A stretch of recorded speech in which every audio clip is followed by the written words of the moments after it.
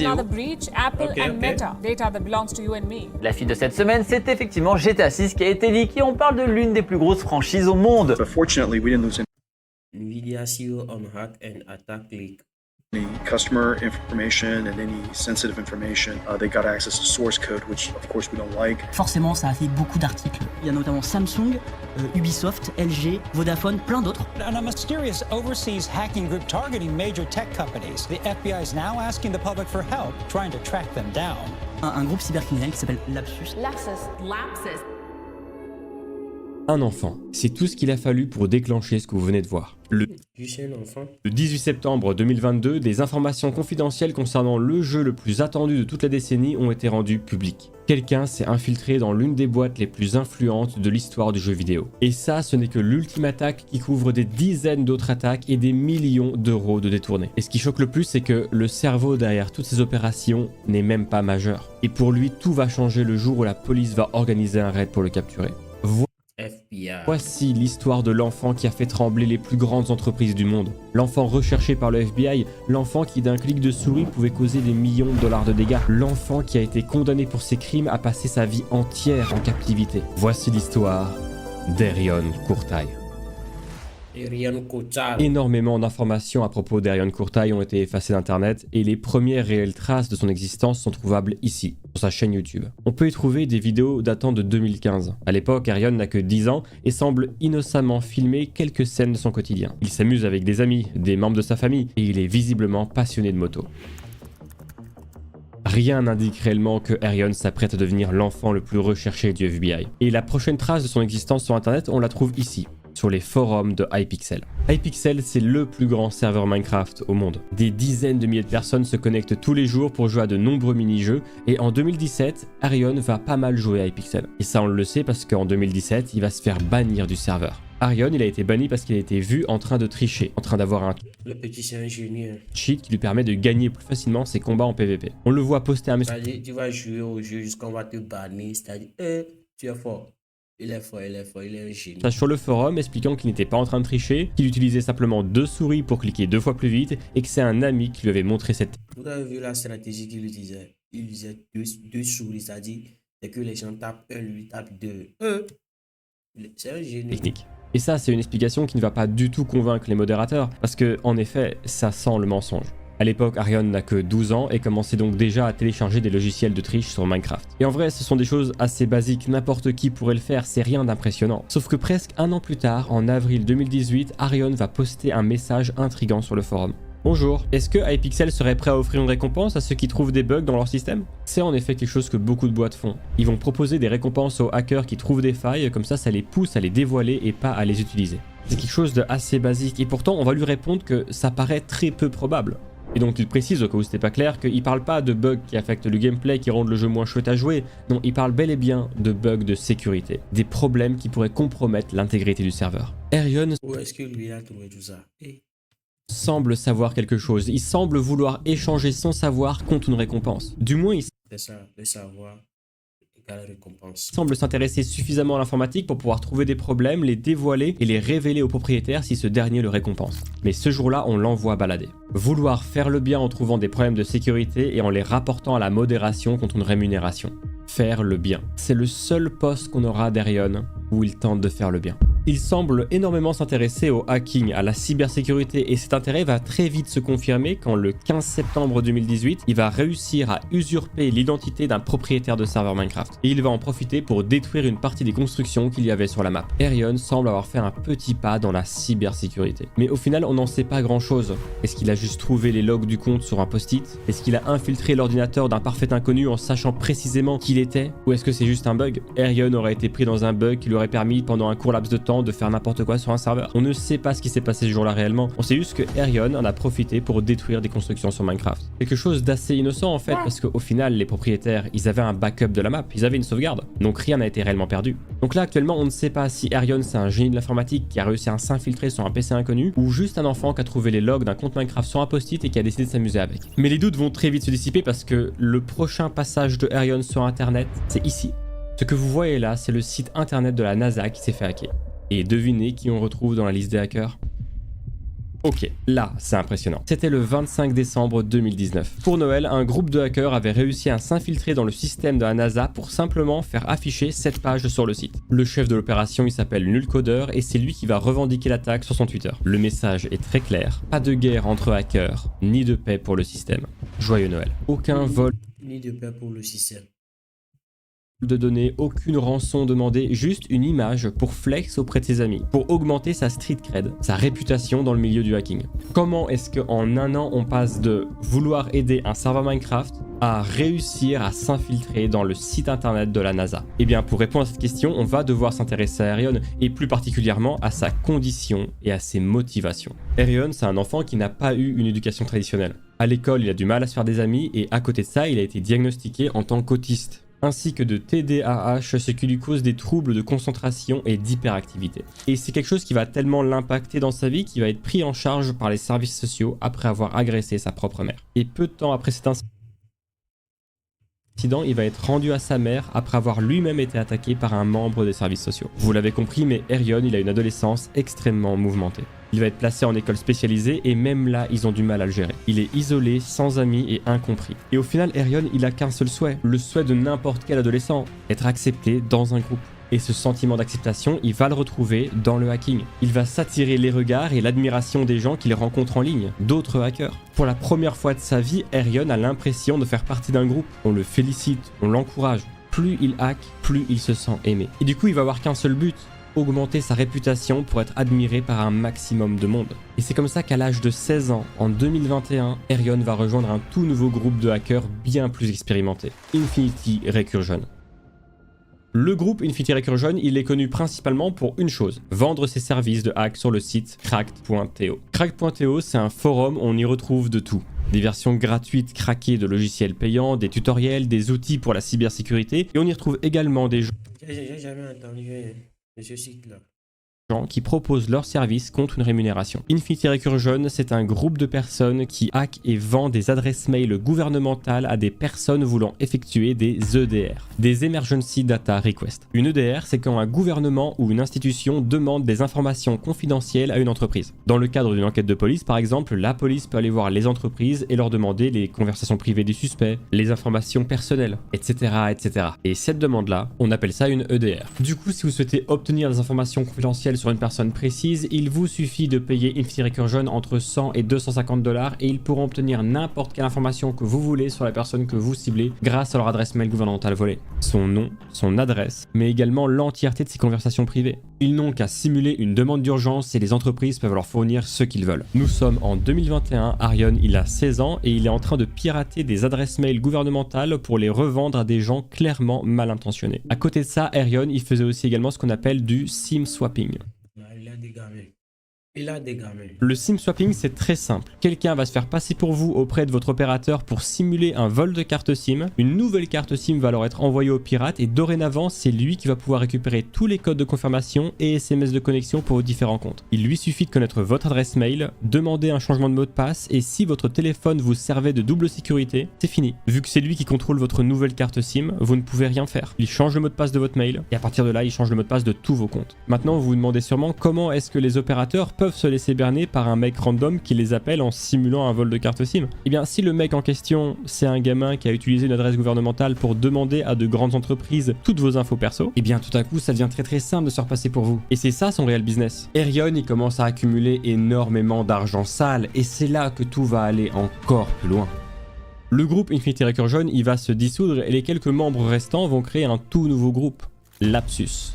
Avec ce groupe, Erion, il a de très grandes ambitions, il va s'en prendre à de très grosses entreprises. Il va commencer avec les entreprises anglaises British Telecom et Everything Everywhere, en exigeant une rançon contre les données de 4 millions $. Ça, ce sont des entreprises anglaises, ce qui est extrêmement dangereux pour Erion, étant donné que lui-même habite en Angleterre. Autrement dit, si son identité est découverte, la police peut directement venir l'arrêter. Aucune procédure internationale ne sera requise. La police pourra directement venir le chercher. Mais Erion, vu qu'il est convaincu que la police n'aura jamais son identité, eh bien il va continuer. Et c'est pour ça que le 10 décembre décembre 2021, Erion et son groupe vont lancer une nouvelle attaque. Ils vont s'infiltrer sur le site du ministère brésilien de la Santé et voler 50 téras de données confidentielles concernant tous les citoyens brésiliens. Les semaines vont passer, le gouvernement brésilien va réussir à reprendre le contrôle de son site et va utiliser les sauvegardes des données qu'ils avaient pour tout remettre en ordre. Le groupe Lapsus a fait peur au gouvernement, mais Erion et son groupe n'ont pas réussi à obtenir la rançon qu'ils voulaient. C'est le prochain coup de Lapsus qui va être une réussite. Ils vont réussir à s'infiltrer sur un site brésilien de location de voitures et faire en sorte qu'il les redirige directement vers un site pour adultes. Aucune rançon, aucune demande, juste du pur troll. Et ça, c'est une action qui va énormément attirer l'attention sur eux, et notamment sur leur groupe Telegram, groupe sur lequel ils vont poster régulièrement les détails de ce qu'ils arrivent à hacker. De plus en plus de monde rejoint ce groupe pour suivre l'évolution de Lapsus, et le prochain coup va réellement faire parler d'eux. Ils vont dévoiler qu'ils ont réussi à s'infiltrer chez Okta, une entreprise américaine spécialisée dans la cybersécurité pour les autres entreprises. Et à partir de là, les différentes autorités du monde entier sont maintenant à la recherche du groupe Lapsus, mais personne ne réussit à trouver les identités des différents membres. Erion était toujours anonyme aux yeux des différents gouvernement. Mais malheureusement pour lui, tout ça va changer en seulement quelques jours. Avec l'argent des différents hacks, des SIM swaps, des vidages de comptes bancaires et de portefeuilles de crypto-monnaies, Erion va acheter un site du nom de Doxbean, un site réputé pour son doxing. Le doxing, c'est le fait de révéler des informations privées d'une personne sur internet. Et donc un dox, c'est le nom qu'on donne au dossier qui contient toutes les informations privées d'une personne. D'où le nom Doxbean, la corbeille à dox. Doxbean, c'est l'endroit rêvé pour n'importe qui de mal intentionné qui souhaite obtenir des informations sur une cible bien précise. Nom, prénom, adresse, numéro de sécurité sociale, RIB, toutes les informations que vous avez besoin de savoir sur quelqu'un. Et Erion venait d'acheter ce site, mais il l'avait laissé sans réel entretien. La communauté voyait qu'Erion laissait le site à l'abandon et elle était très en colère. Ils vont commencer à rejeter Erion et commencer à le spammer pour qu'il dégage. Les jours vont passer et une fois arrivé en janvier 2022, la situation est tellement catastrophique qu'Erion va décider de revendre le site à son ancien propriétaire pour seulement 20% de sa valeur. Alors pardon, j'ai pas été clair, je vais reformuler. Erion va faire croire à l'ancien propriétaire qu'il veut revendre le site pour 20%, sauf que Erion n'a jamais eu l'intention de réellement rendre le site. Il va bel et bien encaisser l'argent de l'ancien propriétaire, mais il va prendre en otage le site ainsi que tous ses réseaux. Sauf que ça va pas aussi bien se passer pour lui que prévu parce qu'en seulement quelques heures, il va perdre l'accès au Discord. Il va commencer un peu à paniquer parce qu'il se rend compte que sa prise d'otage ne marche pas aussi bien que prévu et il va alors poster un tweet dans lequel il propose une récompense de 100 000 $ à quiconque donnera des informations privées concernant l'ancien propriétaire. Mais seulement 6 heures plus tard, Erion va perdre l'accès au compte Twitter. La prise d'otage d'Erion se passe de plus en plus mal et il a plus qu'un seul moyen de pression et c'est les données du site en question. Et c'est là qu'il va commettre l'erreur ultime. Il va dévoiler toute la base de données de Doxbean sur Telegram pour se venger d'avoir été rejeté par la communauté. Erion, il vient de révéler les données d'une communauté spécialisée dans la révélation de données. Toute la communauté de Doxbean va se retourner contre Erion avec un seul objectif, prouver son identité et la mettre en ligne. 48 heures. 48 heures, c'est le temps qu'il a fallu à la communauté pour trouver toutes les informations d'Erion. Tout est maintenant en ligne. Erion a emmerdé les mauvaises personnes. Il va recevoir des vidéos de personnes la nuit devant la maison de sa mère. On va même toquer à sa porte, demander si Erion est à la maison pour jouer avec lui. Heureusement pour lui, ce soir-là, il n'était pas chez lui. Et vous savez, quand je vous dis que tout était maintenant en ligne, c'est tout. Il y a un paragraphe entier sur son implication dans le groupe Lapsus et la somme qu'il aurait réussi à voler avec ses différents hacks. 14 millions de dollars convertis en crypto-monnaie. Et c'est la toute première fois qu'un nom est trouvé 14 millions de dollars convertis en crypto-monnaie. En lien avec le groupe Lapsus qui commençait à terroriser les gouvernements et les entreprises du monde entier. 2 semaines après le leak, une rumeur se propage. Erion aurait été arrêté par la police. La police va l'arrêter, mais malheureusement pour eux, ils n'ont pas assez de preuves pour le garder en détention. Aucune trace d'activité illégale n'a été trouvée sur ces différents ordinateurs. Les seules informations qu'ils ont, ce sont des informations qui viennent de Doxbean. Et bien que ces dernières soient bel et bien réelles, prouver qu'elles le sont devant un tribunal, c'est autre chose. Sous la pression, Erion va tout de même admettre avoir participé à des activités de SIM swap, mais en raison de son jeune âge et de sa condition, Erion va être relâché et va pouvoir rentrer chez lui. Erion ne s'est jamais senti aussi intouchable. Il vient de sortir de garde à vue sans aucune conséquence. La police ne peut rien faire contre lui. Et c'est ce sentiment d'invincibilité qui va pousser Erion Parce qu'ils n'ont pas trouvé une preuve concrète. à aller encore plus loin, jusqu'à causer sa propre perte. Erion va repasser dans l'anonymat et avec le groupe Lapsus, il va s'en prendre à Nvidia. Il va voler 1 Tera de données. Nvidia, là, il est allé loin. Pour ceux qui ne connaissent pas Nvidia, c'est un site qui permet au processus d'un PC pour pouvoir faire des vidéos editing et autres. C'est-à-dire qu'il est comme Intel. Il y a 2 types de processeurs et d'installation de processeurs. Il y a Intel, il y a Nvidia. Nvidia, c'est la version récent. Intel, c'est la version du passé.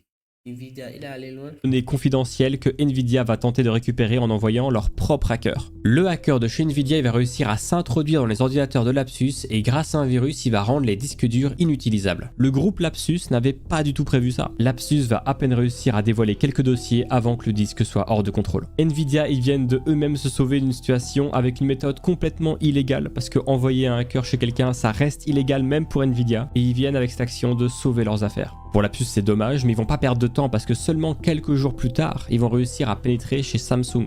Ils vont dévoiler 200 gigas de données, et notamment les codes sources des téléphones Samsung Galaxy. Ce que fait Erion et son groupe est extrêmement étrange. Parce qu'avec Nvidia et Samsung, ils C'est dangereux même. n'ont demandé aucune rançon. Ils volent et dévoilent les données qu'ils récupèrent pour les offrir au public. C'est comme si l'argent ne les intéressait plus et que désormais ce qu'ils voulaient c'était purement de l'attention. Et le plus probable c'est qu'après avoir subi son arrestation et le dox sur Doxbin, Erion a voulu se racheter une réputation en piratant des données pour la communauté avec l'aide de son groupe. Probablement entre autres pour qu'il soit à nouveau apprécié de la communauté de Doxbin et qu'on efface son dox du site. Erion il avait besoin que ses informations personnelles disparaissent. Et surtout, il avait aussi besoin qu'on le félicite, qu'on l'admire. Il avait besoin d'être aimé et offrir aux gens les données confidentielles Là, il veut être célèbre. de grandes entreprises, c'était sa manière de recevoir de l'admiration. Le temps passe et une par une, les grandes entreprises se font infiltrer par Arion et le groupe Lapsus.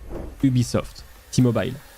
Et le 20 mars 2022, Erion va commettre une erreur en s'attaquant à la plus grande entreprise de technologie au monde, Microsoft. Il faut être fou pour s'attaquer Une erreur fatale. à Microsoft. Erion va réussir à les infiltrer et va poster 37 gigas de données confidentielles. 24 heures plus tard, le groupe est listé comme recherché par le FBI. On ne rigole pas avec Microsoft. Erion sait désormais qu'il est activement recherché par le FBI. Toutes ces infos sont encore disponibles en ligne sur Doxbin. Avec FBI, tu es foutu. Et il va alors essayer de payer le propriétaire de Doxbin pour modifier son dox et afficher de fausses informations. Sauf qu'au lieu d'accepter l'argent et de modifier le dox d'Erion, le propriétaire choisit de dévoiler leur conversation en public. Du côté de la police, en 3 jours, ils ont arrêté 7 adolescents, tous en lien avec le groupe Lapsus. Et quelques jours plus tard, Erion est lui-même arrêté. C'est la deuxième fois qu'Erion se fait arrêter par la police et pourtant il va continuer à hacker des entreprises. Comment c'est possible? Et c'est même pas la bonne question à se poser parce qu'il faudrait déjà se demander comment des adolescents ont pu s'infiltrer dans autant d'entreprises différentes tout en lien avec la technologie. Ah et je vous l'ai pas dit mais il y a aussi Apple. C'est quand même dingue d'avoir autant de facilité à rentrer dans des sociétés aussi protégées. Comment c'est possible? Eh bien la méthode elle a été trouvée et révélée par Microsoft. Erion il avait compris ce qu'était le maillon faible dans la sécurité d'une entreprise. Il s'est pas infiltré en effectuant des manipulations complexes avec des milliards de lignes de code et des chiffres qui bougent dans tous les sens comme dans les films. Non, Erion il avait compris que le maillon faible c'était l'humain. Il proposait des sommes d'argent immenses à des employés corrompus pour que ces derniers lui donnent directement accès à leur propre compte, sans alerter le moindre système de sécurité, simplement en se faisant passer pour un employé. Tout l'argent qu'Erion avait accumulé servait à ça, proposer des sommes d'argent incroyables à des employés corrompus. Erion il a 17 ans et cette fois-ci la police a accumulé assez de preuves pour le faire passer devant un tribunal. Il est prévu qu'Erion attende en cellule jusqu'à la date de son procès, mais sa caution va être payée et donc il est libre de rentrer chez lui en attendant le procès. Un procès qui aura lieu le 29 avril 2022. Son avocat va être très malin et déclarer que Erion n'est pas assez mentalement stable pour passer devant un tribunal. Et là, il y a un détail qui va absolument tout changer, c'est que la police craint pour la sécurité d'Erion. Toutes ces infos sont encore disponibles en ligne et ils ont peur que des gens viennent chez lui le chercher directement. Et c'est pourquoi Erion va être placé dans une chambre d'hôtel en attendant son procès. Alors attention, il n'est pas en détention dans sa chambre d'hôtel, il a le droit d'en sortir, mais il sait qu'on ne le laissera pas rentrer chez lui pour sa propre sécurité. Et en plus de ça, le mettre en chambre d'hôtel, c'est aussi une solution pour la police d'empêcher Erion de continuer à hacker. Du moins, c'est ce que la police croyait. Erion, il va commettre ce que la police pensait infaisable. Il va réussir à hacker depuis sa chambre d'hôtel. Durant une après-midi, il va se rendre dans un magasin d'électroménager et acheter un Fire Stick Amazon TV. C'est une clé qu'on branche à un écran qui permet d'avoir un accès à plusieurs applications, notamment de streaming. C'est le même fonctionnement qu'une Apple TV. Sauf que Erion, il a pas acheté ça pour mater Netflix. Il avait également acheté un clavier et une souris sans fil. Et le voilà avec un ordinateur fait maison à partir de l'écran de sa chambre d'hôtel. 5 mois vont s'écouler avant qu'Erion ne mette en place son prochain hack. Il va réussir à s'infiltrer dans l'entreprise Uber et récolter les données personnelles de millions de clients. Sauf que cette fois-ci, il va rien publier en ligne. Il va simplement envoyer un message dans la discussion des employés en disant « J'annonce que je suis un hacker et que la société Uber vient de subir une violation de données. » L'affaire va s'ébruiter et causer un scandale pour la compagnie qui ne sait absolument pas qui a pu leur dérober autant de données et surtout comment. Arion, dans sa chambre d'hôtel, profite des retombées médiatiques de son hack sans que la police ne se doute de quoi que ce soit. Arion se sent comme le roi du monde. Et c'est avec cet état d'esprit qu'il va commettre son plus gros hack depuis le début de sa carrière. Celui qui va retourner tout Internet et faire de lui un hacker de renommée mondiale. Il va se procurer une liste d'adresses mail et de numéros de téléphone d'employés de chez Rockstar Games. Il va usurper l'identité de plusieurs employés et c'est là qu'il trouve une mine d'or d'informations. Tous les dossiers confidentiels concernant le développement du jeu le plus attendu de toute la décennie. Le coût du développement de GTA 6 à l'époque est estimé à 1 milliard de dollars. Arion, il a des vidéos, des images et même du code source. Rockstar n'est pas encore au courant, mais ces informations pourraient mettre en péril tout le lancement de GTA 6. Les millions investis dans la préparation des teasers, de la campagne marketing, les 10 années de développement et le milliard de dollars que ça a finalement coûté. Tout ça est désormais entre les mains d'un adolescent d'à peine 17 ans. Et 48 heures plus tard, Arion va commencer petit à petit à dévoiler les données. Il va se créer un compte sur un forum GTA avec comme pseudonyme Teapot Uber Hacker et il va poster 90 vidéos directement tirées de GTA 6. Beaucoup de gens vont douter de l'origine des vidéos et beaucoup de gens vont le traiter de menteur. Mais les secondes passent, les minutes passent, les heures passent et on se rend compte que c'est bel et bien réel. Rockstar Games a été infiltré. C'est officiel. GTA 6 a été dévoilé. C'est une bombe nucléaire sur internet. Le sujet est tendance sur Twitter, des milliers d'articles circulent sur le sujet.